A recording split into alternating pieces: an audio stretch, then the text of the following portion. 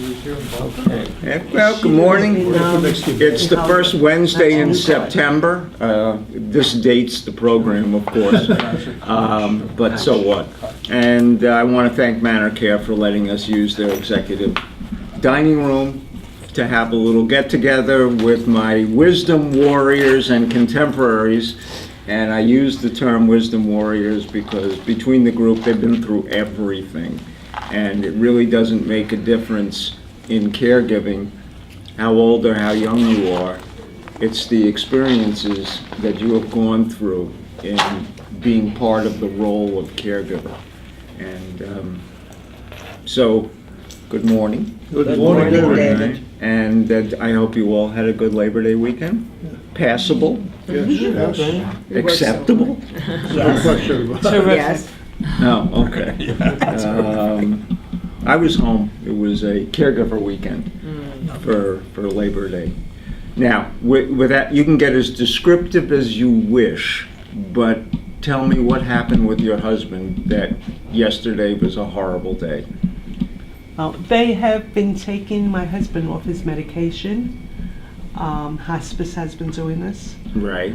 And Is this palliative hospice Yes, or it is. end-of-life hospice? No, Palliative it's hospice. Hospice, yeah. And they've been taking him off little by little, and I was afraid from the beginning. And all of a sudden yesterday, he woke up in the morning in a horrible, horrible mood, hitting and punching, and they tried to dress him, and he scratched them, and he pushed them, and he threw everything off his bed. And as the day going on, it got worse and worse. And then when they walked in, they realized that he was scratching his body, you know, and scratched very, very bad, his private spots, bleeding. And they were calling in nurses last night. Right. Was he doing it with his fingernails? Where he was doing it with his fingernails, which I try to cut short. Right. I Because try- only you and, the neurosurgeon are allowed to do in a Yeah. facility. I try to cut short, and actually today I'm hoping he's calm. I have my nail cutters with me. Maybe you need to go to gloves with a strap. You know, Take it off. it's been a constant battle for you with him. Yes, yes. Why, recognizing that we don't want to medicate people simply for compliance, because we can't keep them in one spot, let's medicate them to keep them in that spot. So obviously they were giving him something like Ativan or Seroquel or one of the, one of the medications that'll control physical activity and anger. What was the reason, if you know, that hospice was, because under palliative, it's not the same rules, all right? And you're allowed to stay on what you got until you reach a certain point. Why were they dialing it down to try and see how close to the difficulty you had yesterday they could get? Did they explain that to you? No. Don't you have some curiosity about why they were experimenting? Yes, I have a lot to say today to them. All right, and put it in writing. Think about what it is that you want in the chart, so that if the people that you're questioning today, and one of the people on the list should be the palliative care doctor, because ultimately everything goes back to he or she. Right. In terms of who controls that particular individual's case. You have hospice nurses, you have hospice aides, but ultimately it's really the doctor that's calling the shots on meds.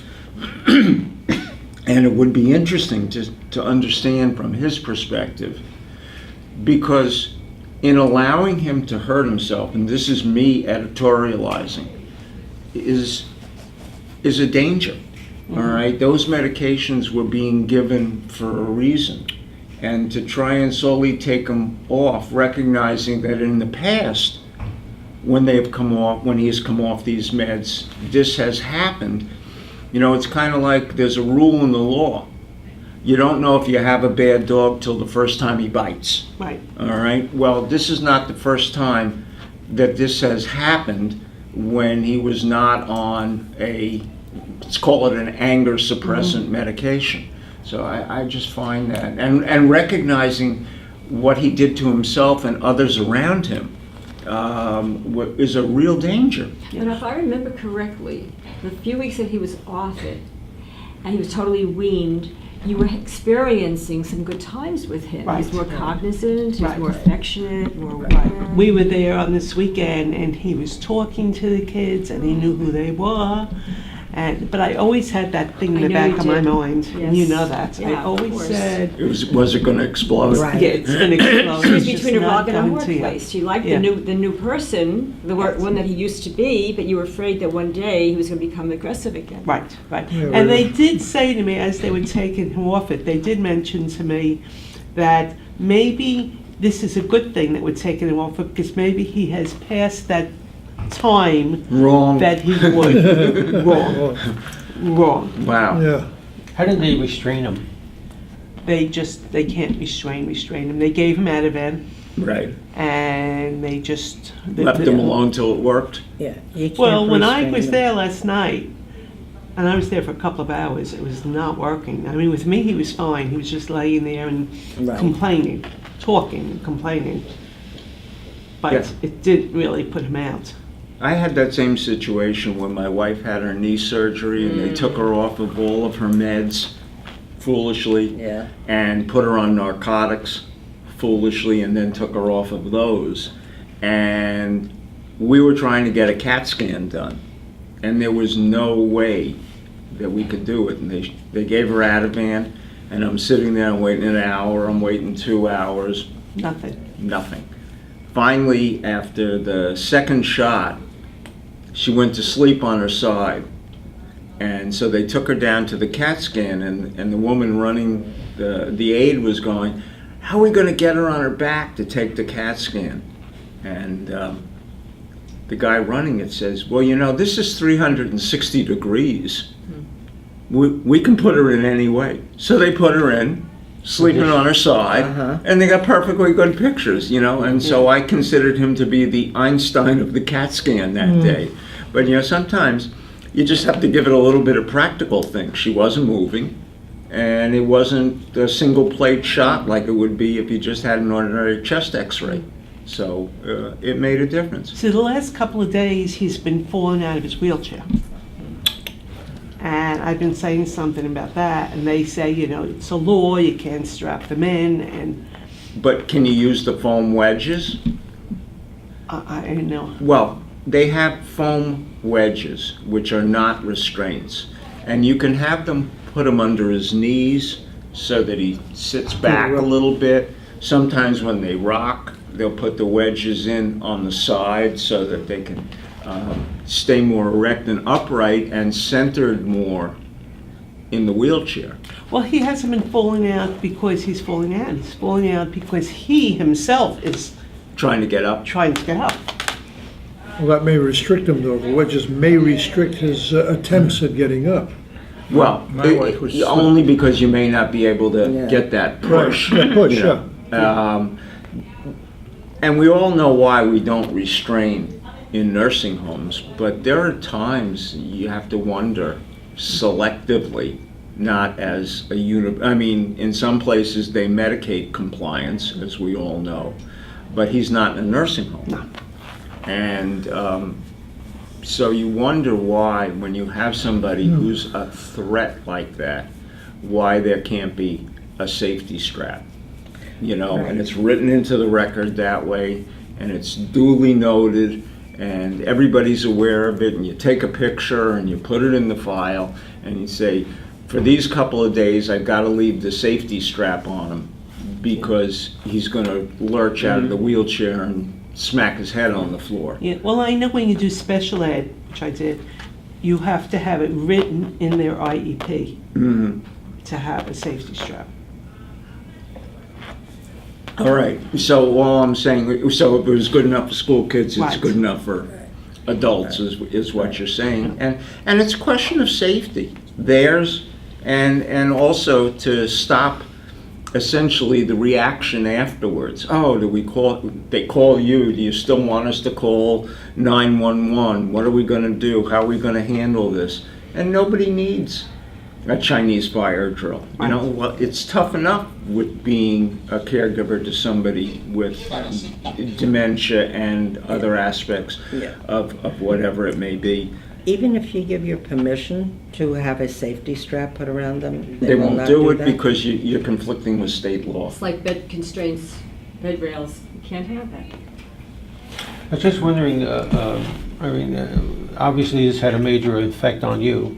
And you've talked to your children about it? My children were with me, yeah. They're with you now? No, they came last night to see me, And yeah. any comments from them, any reactions?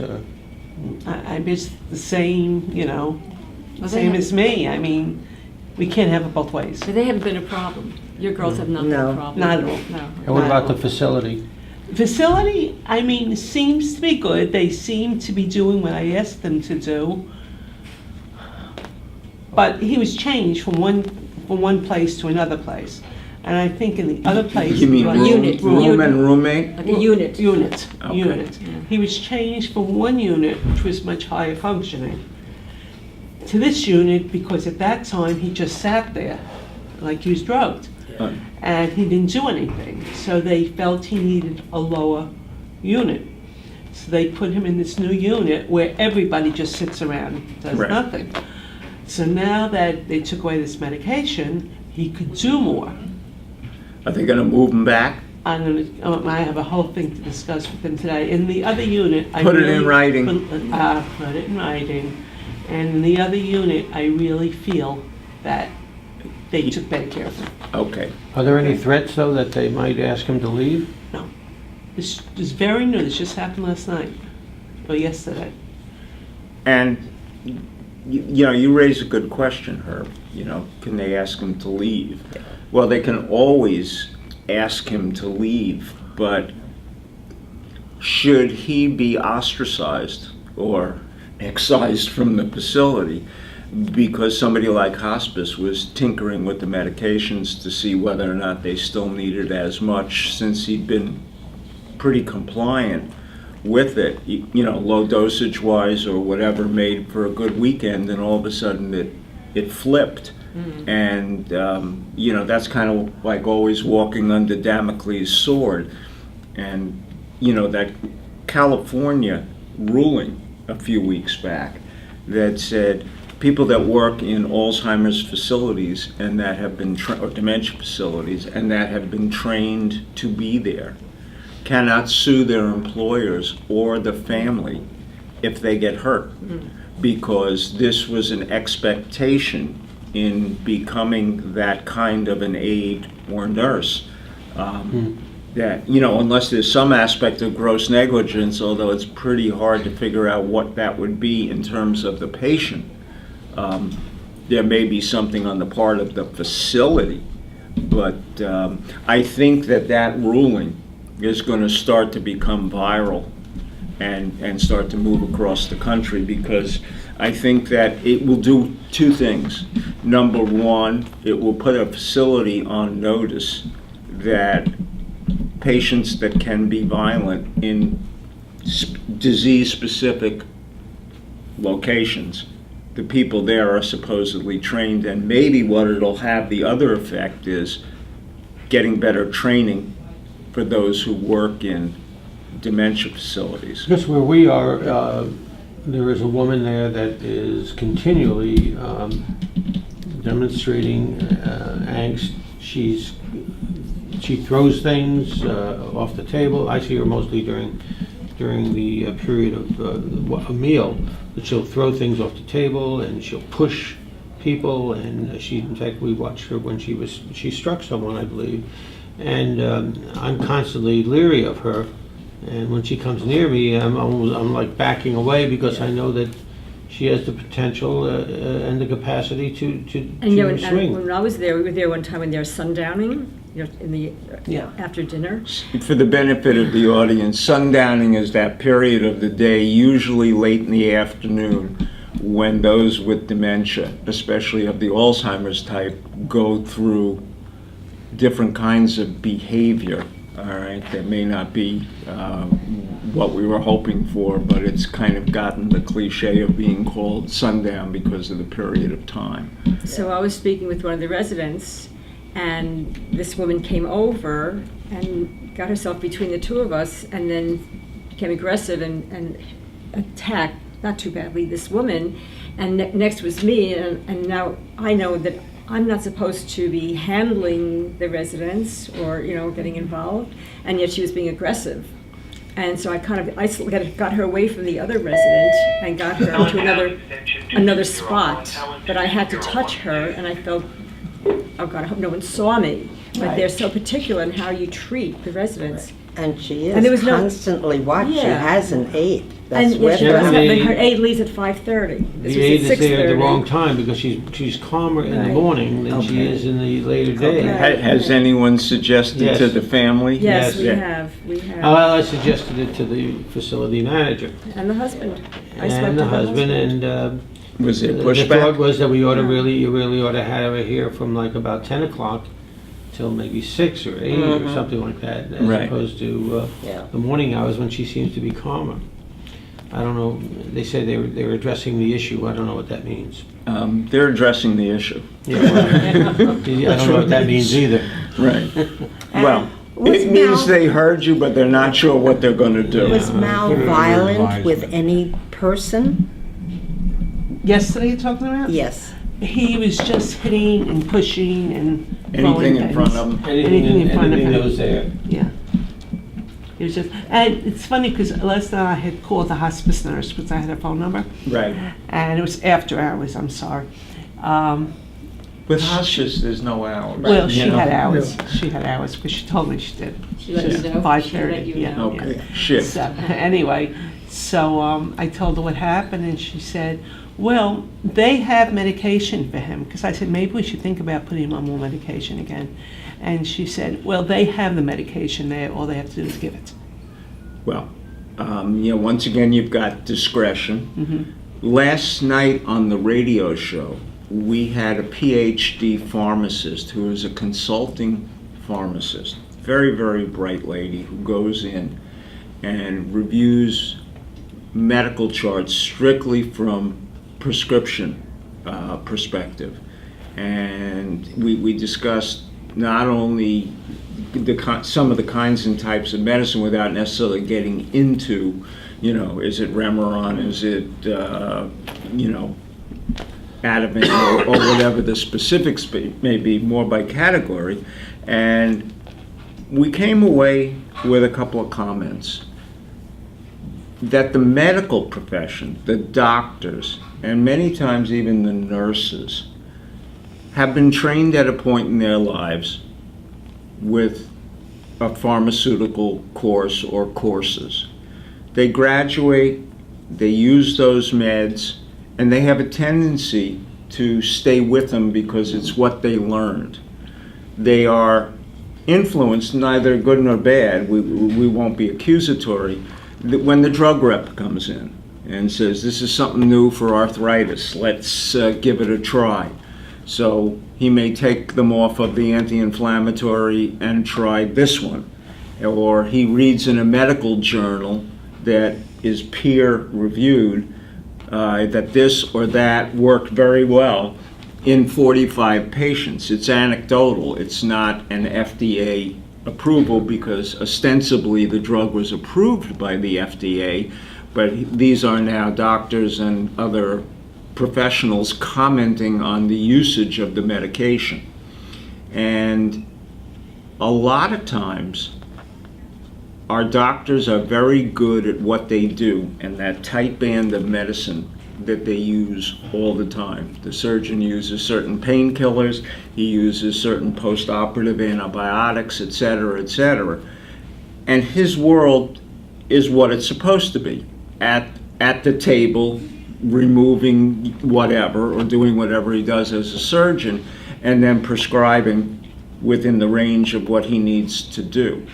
And so when you get the surgeon in conjunction with the urologist, in conjunction with the neurologist, et cetera, and each are dealing in their band of influence and don't really have an appreciation, even sharing the knowledge that even if all the doctors threw all their meds in a hat and said, Mrs. Jones is taking all of this, there may not be anyone in that group until you get it in front of somebody who's a PhD pharmacist who can truly tell you what all the inner reactions are, because each one only knows their own. And so not only is polypharmacy, which is the issue of having as many meds as we know many people have, 7, 8, 9, 10, 11, a danger in and of itself by causing pharmaceutical soup, but is everybody in alignment? Because there may be drugs given by each of those specialists that essentially has the same kind of an ingredient in it that somebody else is giving. So do you wind up with getting a hyperdose and things like that? And it was very interesting because we see so much of that. And that's what she does. She kind of goes in and gives them only the pharmaceutical overview. You know, David, and that's good. You end up with a pill that's 5 milligrams or 50 milligrams, whatever the size Right. is, and they're giving that to someone who weighs 165 pounds. That's the same dosage that could be given to someone who weighs 240 pounds. Right. And obviously the effect of one on the other is going to be quite different. And I you're understand absolutely right. Because there's no interceding in there. You say, well, wait a minute. Well, Normally I would give yeah. you this, but because you're a much larger person or smaller person, I'm going to have it. Which reminds me of my cat, and I'm not just. All right, no. He had a reaction to an injection, and That was given to a lion. Well, and so I contacted the vet, and they said, well, okay, we'll give him. What was it? Benadryl. Benadryl, right? But cut the pill in half. Well, the cat, Yeah. full Benadryl would have killed him probably. Right, you would have found a dry But, pile of cat. But at least there was an attempt to minimize the amount of drug that he Right. was receiving. I don't think we do that with people. Well, what you do see, if you get a prescription that was either in the original bottle or in the original box, which we rarely see anymore, with the paper that has the chemical formula and all the other stuff, many, many times it will say milligram per kilogram of body weight. Oh, Now, see that. the problem is that most lay people don't read it. don't know what a milligram and a kilogram is and how to relate them, all right? And so it's one of those afterthoughts. And you're 100% correct. Good for one, good for all. And don't take two. But yet, two may exactly be, Right. what is needed. Right. There are other things that you have to consider and that we were talking about. Time of day, biorhythms. What does twice daily mean? Does that mean when you get up at 8 and you eat dinner at 5, or is that truly 8 to 8 and you need the 12-hour difference? We find that the description on the label is very illusory, and nobody comes back to double check or to question, well, what did you mean by that? And so when the pharmacist says to you, do you have any questions? And you say, twice a day, what does that mean to you? And is there a better time of the day to take it because certain hormones and chemicals are more active and the pill itself could be more responsive or less responsive? Now, I don't expect them to do biorhythm charts on us, but in this day and age where we just take everything, there's 8 in the morning and 4 at night, and no real program behind it. And my other pet peeve, and I'd like your comments as well, is that in this day and age of generics, last night Paul, who's my co-host, said he went to pick up a medication for his wife, and it was a 90-day supply. And when he opened it, because it was generic, it still cost him $240 for the generic. Well, it was generic, but it wasn't in the formulary. And he opened it up, and there were white, yellow, and green pills, all mixed together. And he said, what did I get? All right? In the old days, when we used patented medications, you knew you had the blue pill, the round yellow one, the square orange, or whatever it was. So it was at least a way to kind of keep track. In this day and age of generics, almost everything comes in looking like an aspirin, wider, smaller, fatter, thinner. And the issues become, how do you as a layperson control what's going on so that you don't mess up? All right? And it's getting harder and harder, especially with poor eyesight. And But that's very true, because I know when I get my simvastatin, simvastatin. Yeah, I sometimes get in an oval shape, in a yellow, or sometimes I get it in like a pink color. It says on the bottle that even though the color, the shape of the pill It's the is same different, pill. it's the same pill. Same formula. Right, so I used to have that to- with Gladys. And they normally put underneath it, who's the generic manufacturer. So if there's a problem, they can go back to India or whatever What and did say, Paul- this was a bad batch. Right. I'm curious, what did Paul find out about the various He colors? took them back, and they said to him, we had the end of 2 generic bottles, and then we opened a third. Right. So 3 different colors. Right, and he said, do me a favor, Give me the new take button. these back and fill them all from the new bottle. Right. And then he got into, you've taken the prescription out and opened it. Yeah, I don't wanna take And that. for $240, he was not gonna go back and do a color match, but he sure raised hell about Right, it. right. And I think it's an issue that we all have to think about. Now, if I were Paul, I would have been a little bit more insistent about it. I would have said, it's not a problem, it's on a credit card, we'll stop the payment. Either you take the pills back, Right. or Or show me the Well, bottle that the old ones came in and see, let me see the expiration date. Well, you know, this prescription's been filled since this morning, and the bottles were thrown out and disposed of in noon trash. I mean, we can make up any Yeah, of story course, of course. that we want for it, but you know where it also becomes a problem is in the ubiquitous medicine box. You put in the day, time of day of the week, and you load them all up and they're generic. And if you filled it up for your loved one and you're not there observing the pill taking, Right. that to me looks like it could be, you know, a real Chinese fire drill. well, supposedly we're of sound mind. Well, Supposedly. I'm And not we too refer- have confused, did I take my pills today or didn't I? Well, let's see, that's the next day already. Hey, what happened to, what is today, Wednesday? What happened to Tuesday? It's still there. you know? Right. Yeah, So- I've done that too. Of course. right, and then go look under the dresser Forget that it it. sits on and see the bounced pills that never got taken. That's because the cat pushed them there. Right, and you're just lucky that the cat didn't take Haldol. Or you really would have a catatonic cat. All right. I'm sorry, Murray. No, it's all right. No, I just had. So how are you doing? I'm doing, fortunately, very well. Good. I have no immediate problems. I did something this past week with my daughter that I had been postponing for almost 2 years that Gladys is gone. Got rid of all of her clothes. I was sort of reluctant to start it myself. And so was my daughter. She went into the closet one time because she had a lot of clothing. And my daughter said, Dad, I can't, this was the first time. She says, I can't do anything right now because she said, I'm getting Too immersed in emotional. emotion. I'm getting- yeah. So I says, well, let's not do it. When the time comes, when you're up to it, we can do it together. And we did. We did it this past week. And to give you an idea, I got 16 bags of clothing. One bag was shoes.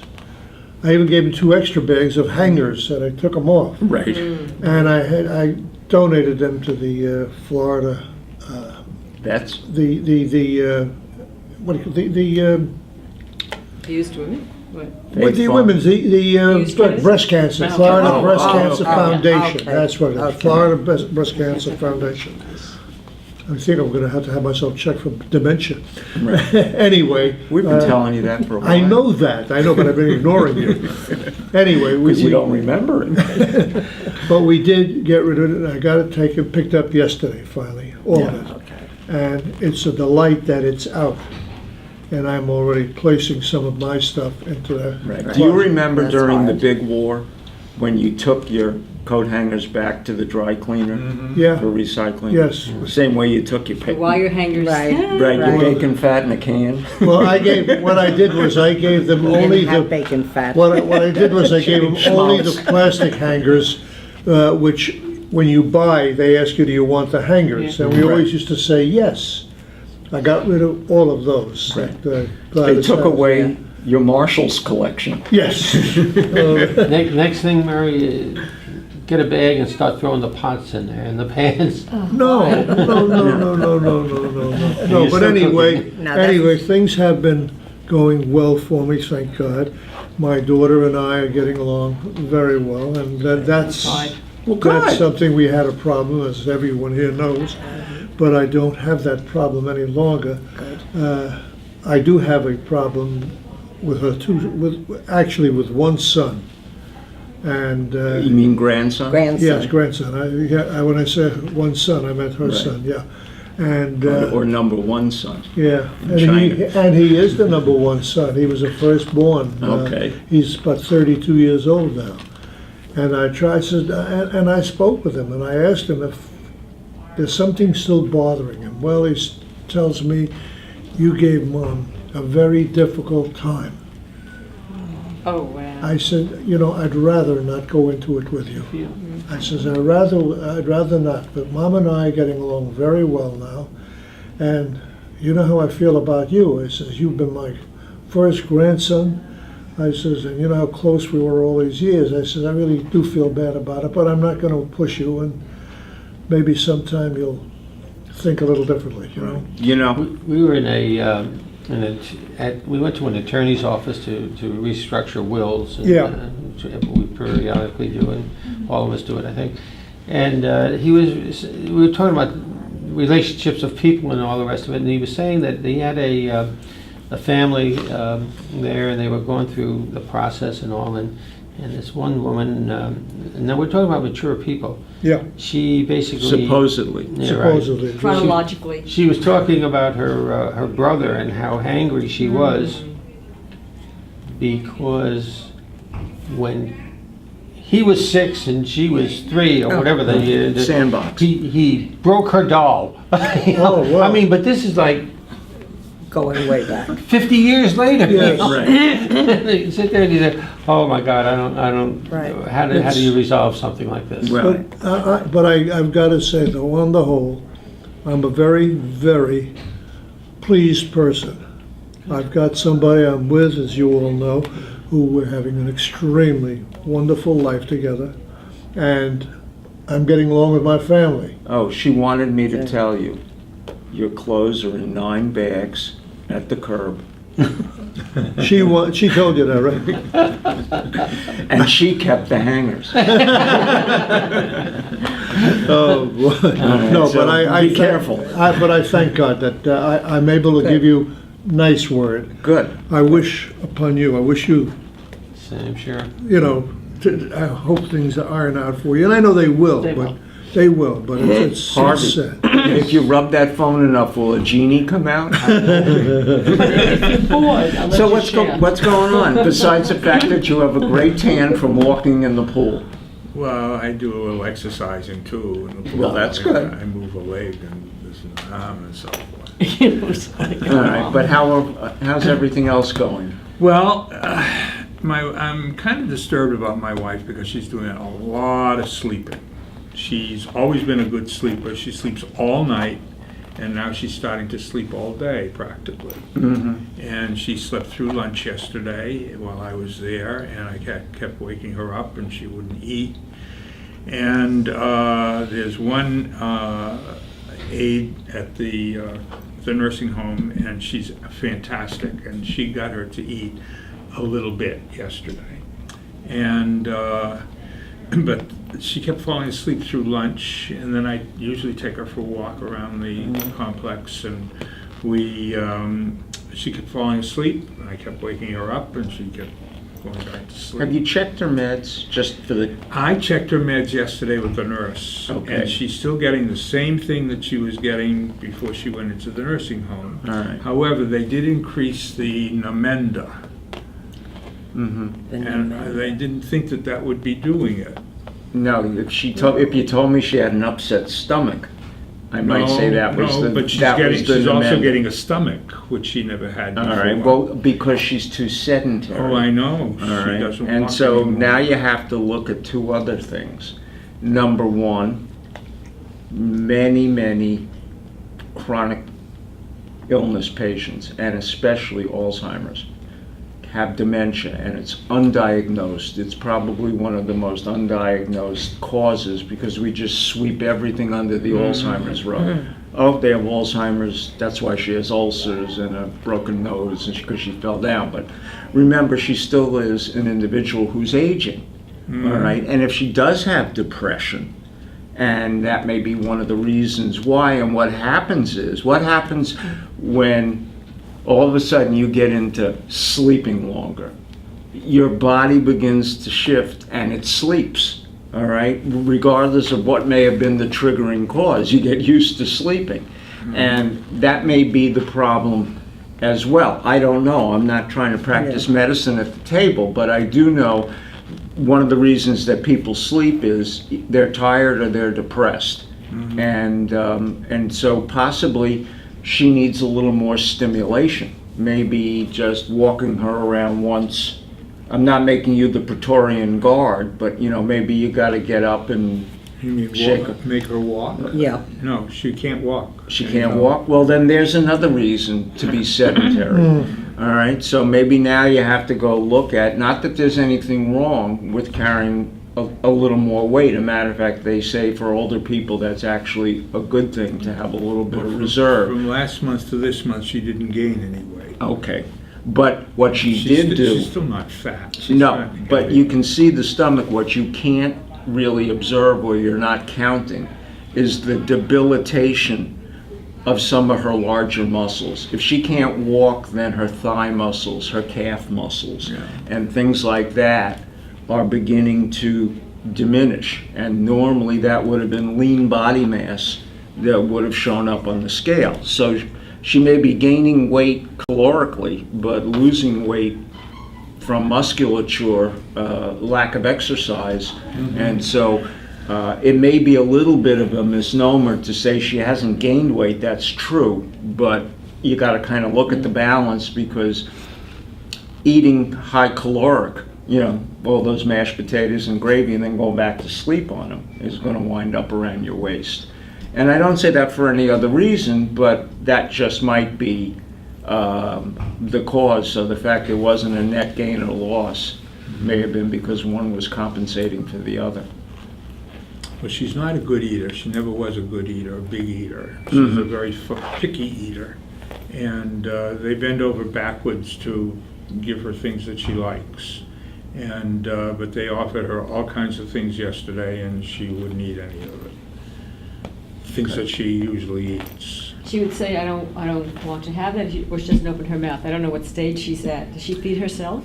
She feeds herself, but you have to put the food in the spoon or the fork, and you have to put the fork in her hand, and she'll put it in her mouth. Okay.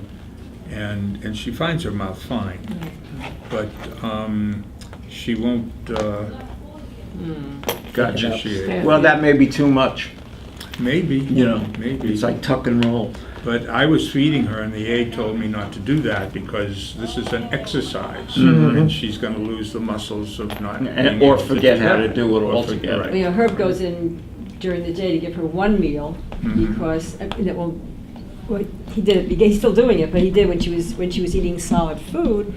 They said let her do it herself, but he wanted to make sure that she had one meal. If she doesn't eat breakfast I or do the dinner, same thing. they may be helping her, but she's really not getting that much. So he made sure that she had one meal.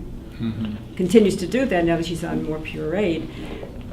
Is it any easier to feed her now that she's on? No, Interested- actually, not it's, interested in well, the problem is that she's really not swallowing continually, and so there's been a tremendous amount of degradation in the last I'd say 2-3 weeks. What's happened now is that she will take on food, which is puree food, by the way. And boy, I'll tell you, if you want to see a heartbreaker, it's when she tries to swallow and she begins gagging and choking. And now you're sitting there and you know that you think that she's ready to throw up, or so I'm there, and and I see that tears are coming out of her eyes, not because she's crying, but because she's The stressed. difficulty, yeah. And her nose, we're getting into gross things, but her nose is starting to run, and she's coughing and gagging, and I'm saying, what the hell are we doing?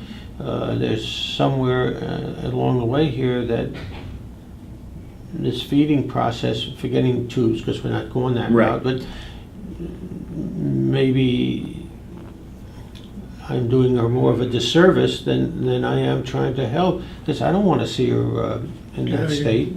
It stresses me terribly. However, there is one food that she seems to be able to Ice intake. cream. Ice cream. Ice cream.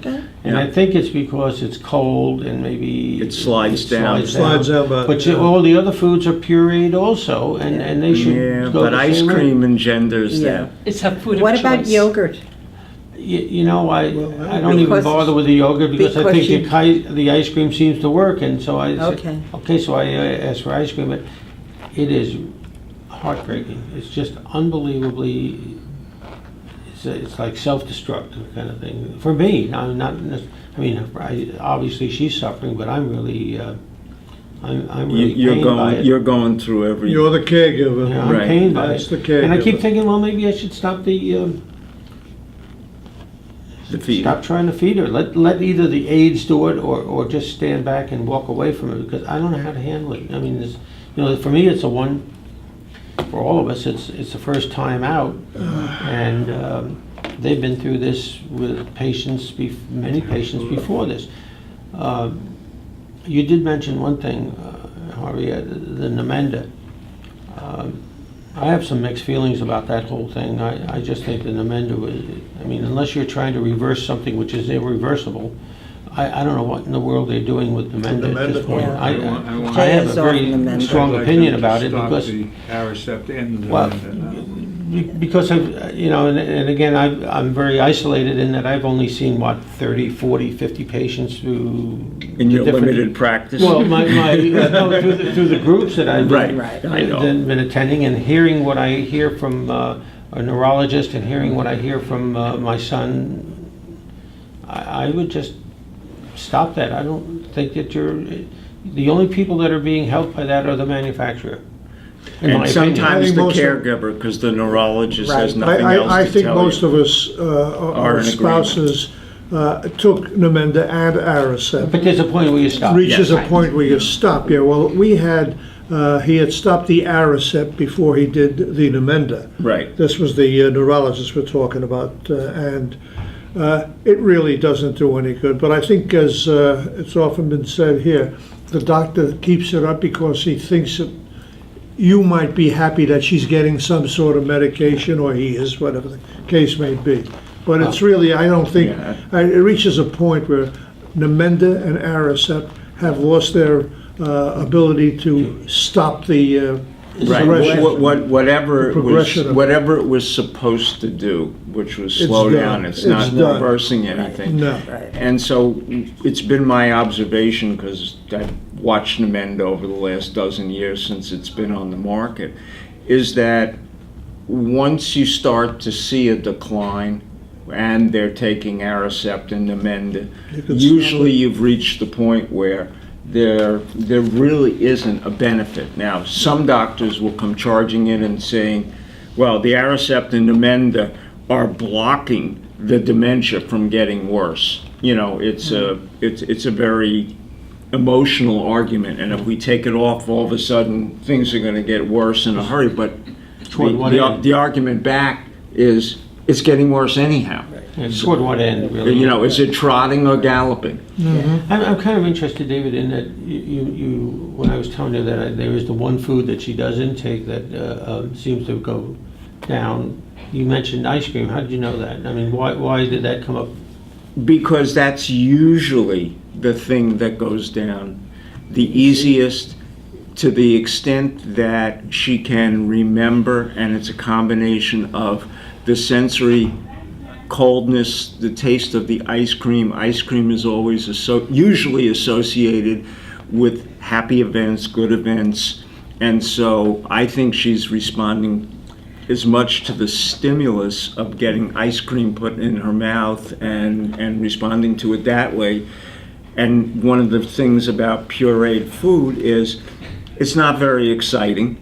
And while it's beneficial nutritionally, I remember, and you may have heard me tell the story, one day my father was in the nursing home and I came to feed him. He was on pureed food. And I figured that the dark stuff was meat, and they did have something that resembled mashed potatoes and thing that was carrots, and then there was a green thing, all mashed up. And when the girl came by, I said, "Dad, that must be peas." And the lady looked over at me and she said, "No, it's birthday cake." It was the icing, and they mixed it all together. So I've learned, the anonymity of puree.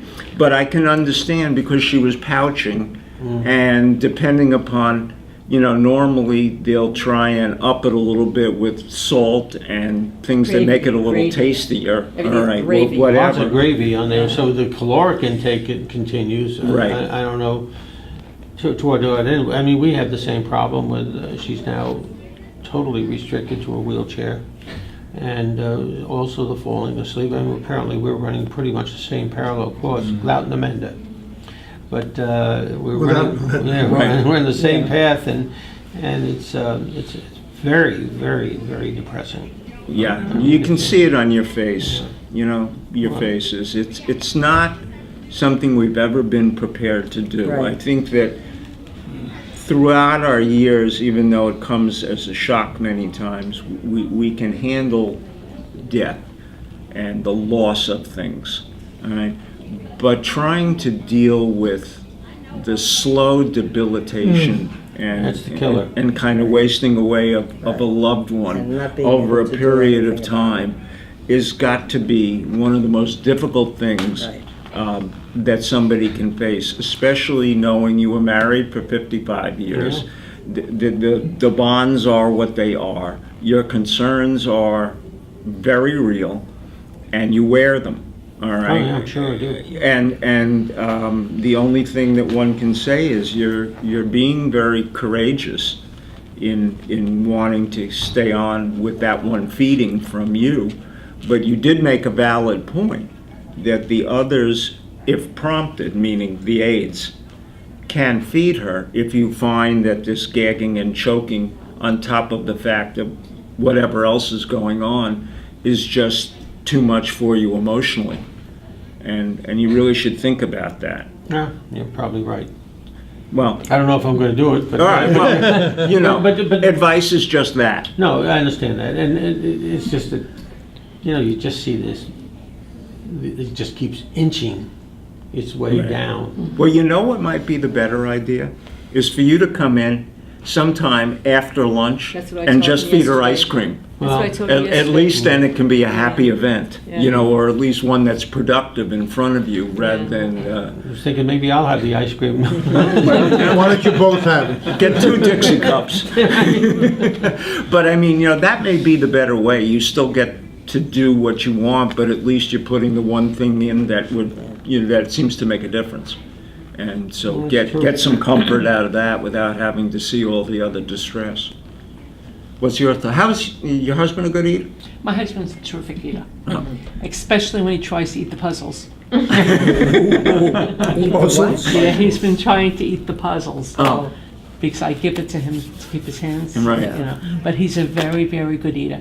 But I am noticing lately that he's having a little trouble holding the saliva in his mouth. So I mean, is he that's- drooling? Not yet. He's going, I took.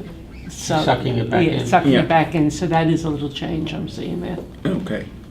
All right. Yeah, And but and he's a so good today you're going over to have a review of last night, Yes. and you're going to pick your battles carefully. Very careful. and not just shotgun them with everything, but No, but my problem is that hopefully I can pick my battles, because I'm a person that doesn't like to stir the pot. right. Well, So, but I think you have a legitimate reason. You know, you and the kids got up, got a phone call, Right. after dinner or whatever it was, and came to find a very, very difficult situation, especially what he had done to himself. Right. And I think that even though you don't want to stir the pot, as his advocate, I don't think you have a choice. Right. All right. I think you've got to go in and say, how can we prevent this from happening? And if we need to go back on a little more Ativan or whatever it may be, our experiment in seeing whether or not moving him down to the lower level, and maybe when they took him off enough of the Ativan, and I have no idea, realized that the circumstances had changed and he got angry. I mean, I have no idea. I mean, that's just pure speculation. But it seemed like you had more control I had a lot of control. in the other spot, and also with the Ativan. But then I look at the other spot, and the other spot was, he really wasn't even existing. He was just sitting there mostly out of it all You're the caught time. between the devil and the deep blue sea, but at least in the other set of circumstances, he was calm, all right? And it wouldn't hurt to just, because it's not going to make that big a difference, is to see if they'll put him back for a little while and just see what his demeanor is, Maybe this is his way of protesting the move. Right. And since before that, it wasn't broken, so moving him didn't fix anything. No. Other than, the fact that he was more sedentary than he had been before. And so, last comments. Yeah, this was a happy meeting. Well, happiness is a question of what you define as happiness. Sometimes happiness can be getting it off your chest, Right. all right, and having others commiserate who, as you just said very accurately of Harvey, you're walking in parallel steps. It's hard in your subdivision or out at a restaurant to find that, and in a place that's not only safe, but where you're amongst those that you know, to be able to air those kinds of things. That's true. And so maybe it's called relative happiness. And I do have one thing to say about that, because last night, a couple of my friends were asking me about it, and they don't understand. They think they understand. My aunt, my uncle, my cousin, everyone had it. Oh, and this is what you should do, and this is what you should do, and don't medicate him again, don't this and that.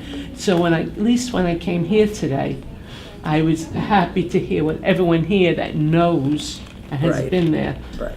tell Right. me. There are many wise men. Not all of them have a good camel. That's right. And so, Bernice, is your elbow better? Your arm? Yeah, I guess Carpal? so. I don't know. All right, or are you just wearing it to be different? Yes. Like but a toad. Right. No, I have to wear it about 3 or 4 times a week. No, well, I know. You can't see mine, but I'm wearing mine. Right. Right. But anyhow, it's not fatal. It's incurable, but not fatal. Okay, and the word for your daughter? Things moving slowly and surely? This week she has off. Next week she starts her IV chemo regimen of 2 days a week for 3 weeks and a week off, and then repeats it. And then they have to have a discussion as to What they do from there, what they do. depending on what the results are Right, of this. and her strength, the condition that she's in. How's her attitude? Better than mine. Her attitude is extremely hopeful. She can't wait to have the second transplant. You mean the stem cell The stem cell, procedure? right. She really can't wait to do that. She feels that it's, well, actually, it is the only thing left for her to do. But she feels very positive about it That's great. because it has worked a second time. So she's looking forward to that. And she's also in the process of selling her house So she had all the things done that they wanted her to. Now she has to start getting rid of some Oh. stuff and staging it, and she said there's no point in my looking for a place until I sell the house. Right.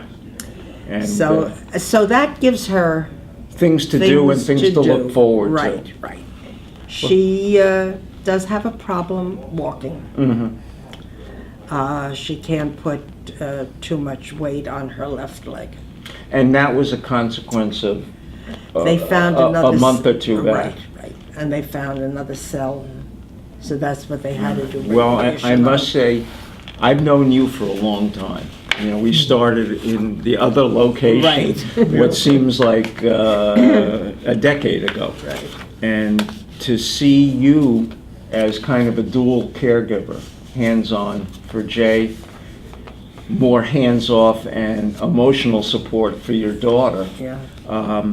you are a remarkable individual. She is. Not dissimilar to others that have a dual role, but consistently over the years, you've been steady, consistent, logical, even though you may hide it.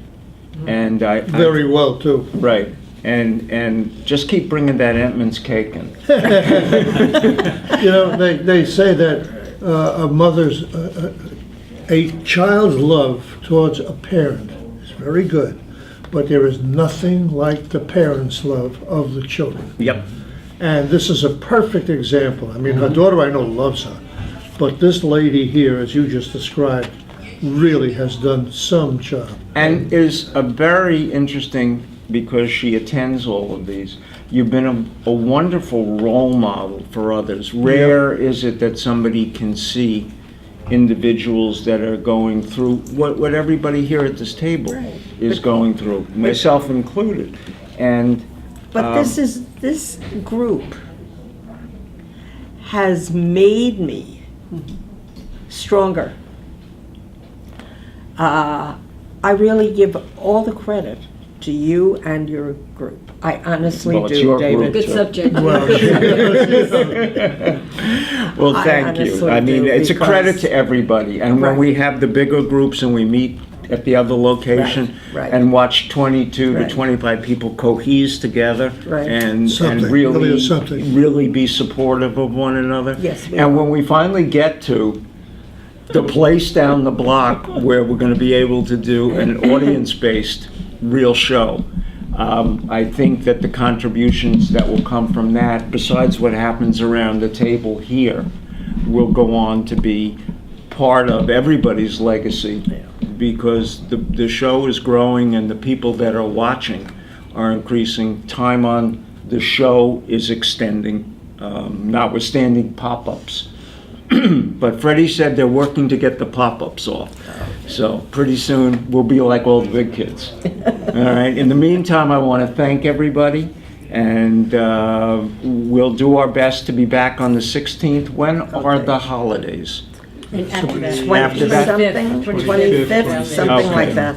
All right, well then, I will see you all in 2 weeks. Right. I'll bring the box of Joe. I'll bring the cake. Okay, and maybe Muriel will be back by then. Well, she No. said it was 3 weeks. No, I don't think she'll be No. back by Oh. then. And how is Eleanor? Eleanor seems to be She doing, home? unfortunately, I didn't speak to her this week. No, neither did I. But in any event, I want to thank everybody, How thank about- our audience, and hope that you've learned something today. I know I have, and I think everybody here has shared their true feelings. Thank you. Thank you, David.